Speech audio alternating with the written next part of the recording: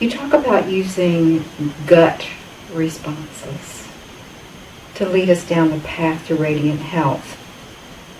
How do you describe gut responses, and how is that helpful? That's a wonderful question, because I do believe that our gut reactions are actually the truest voice of our soul. Because all of us have these gut reactions to, oh, this feels right or this doesn't feel right, or you follow a gut reaction and everything works out perfectly, or you ignore a gut reaction and then everything falls apart. And we all have that sense of, oh gosh, I knew that, why didn't I do it? And so to me, the gut reaction is the voice of the soul. And most of us say gut reaction because it's right here when we feel it. But that's also where our truest inner knowing is. So, what gets in the way of our hearing those gut responses? Our human condition. So to me, everything that our stresses, our crises, our perceptions, our the things that we blow up into be things that take us off center from who we are.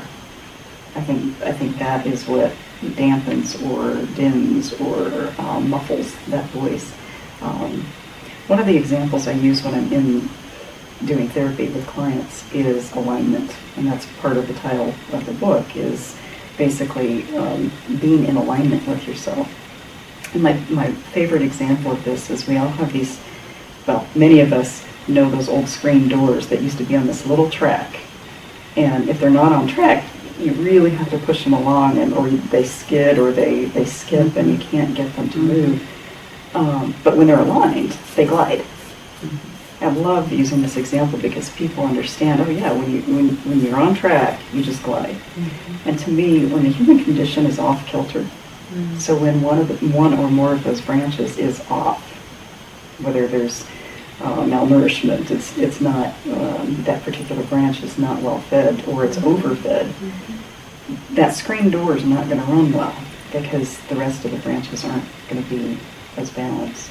But if we can get all of those balanced, which means the human condition, we align, which means we've got the clearest and crispest form of listening.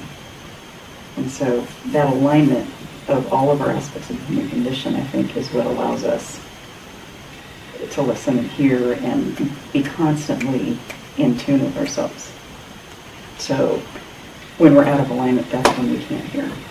And that's where we have to stay very conscious and very aware, and not vigilant, but just aware to make sure that something's off, we fix it, we get realigned. So the first part is awareness. And then are there specific things we can do to fix, to be able to help get things back on track? And that's, I think, where the individuality of the model comes in.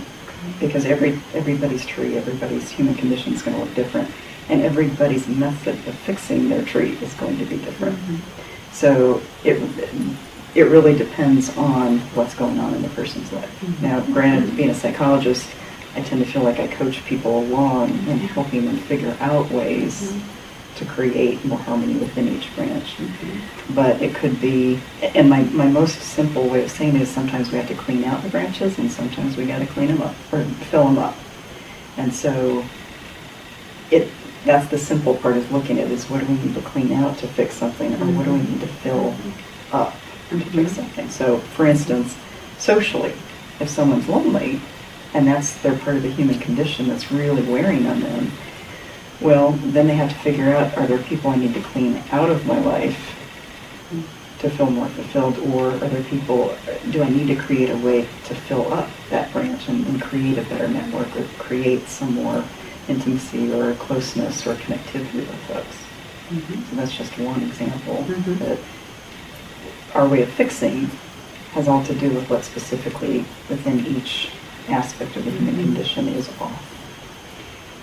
And so, in your book, do you give us guidelines or a method or a path for sorting out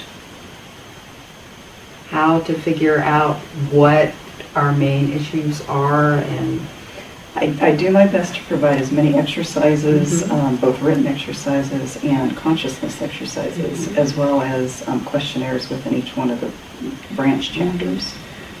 Because there's, to the very basic part of it is assessing whether or not the main aspects of each branch Mhm. are well balanced. But then it goes to that consciousness level of what is it within this particular branch that I need to fix. Mm.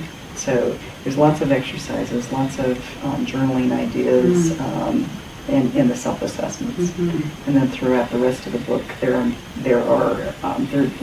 what I call a soul health plan to create. Okay, how do I systematically start working on these branches, prioritize them, and also envision what the outcome's going to be, and then reassess along the way. I usually say every 3 to 6 months, I think we should actually sit down and reassess, and then that way, it's kind of like going to the doctor. We go once a year generally. Well, how do we become doctors for our own soul? It's by staying conscious enough to check in with ourselves. So to me, it's a daily thing, a minute-by-minute thing, a daily thing, a weekly thing, a monthly thing. And it really just has to do with when we hear that deep voice saying, something's off.